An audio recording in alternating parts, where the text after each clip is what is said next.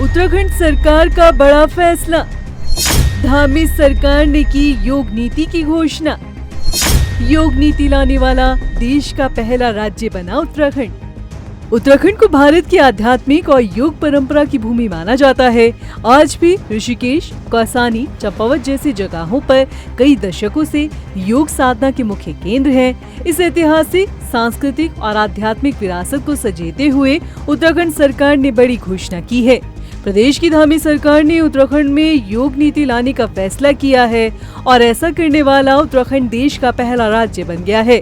इस नीति का सबसे बड़ा उद्देश्य है कि योग को केवल एक आध्यात्मिक और व्यक्तिगत साधना तक सीमित न रखा जाए, बल्कि उसे एक सामाजिक, शैक्षणिक, आर्थिक और पर्यटन आधारित मॉडल के रूप में विकसित किया जाए। योग नीति के मुताबिक सरकार साल 2030 तक 5 नए योग केंद्र स्थापित करेगी।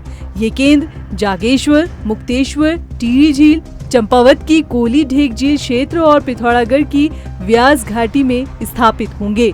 साल 2026 तक राज्य के सभी आयुष, हेल्थ और वेलनेस केंद्रों में योग सेवाएं उपलब्ध कराई जाएगी। नई योग नीति से राज्य में 13,000 से अधिक रोजगार पैदा होने की संभावना है। नीति में कहा गया है कि पर्वतीय क्षेत्रों में नए स्थापित होने वाले केंद्रों को परियोजना लागत का 50% अधिकतम 20 लाख रुपए और मैदानी क्षेत्रों में 25% यानी कि अधिकतम 10 लाख का अनुदान दिया जाएगा। एक साल में कुल 5 करोड़ रुपए तक का अनुदान दिया जाएगा। बता दें कि नीति की समीक्षा और निगरानी के लिए एक उच्च स्तरीय, राज्य स्तरीय समिति का गठन किया जाएगा।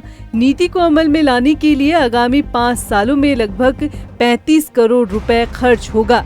इस नीति से राज्य को कई तरह से फायदा होगा। एक और राज्य में लगभग 13,000 से अधिक रोजगार के अवसर मिलेंगे। वहीं 2,500 योग शिक्षकों के लिए योग सर्टिफिकेशन बोर्ड से प्रमाणित होंगे। 10,000 से अधिक योग अनुदेशकों को होम स्टे, होटल आदि में रोजगार मिलने की संभावना है। योग पर्यटन को बढ़ावा मिलने से राज्य की अर्थव्यवस्था को नया आयाम मिलेगा।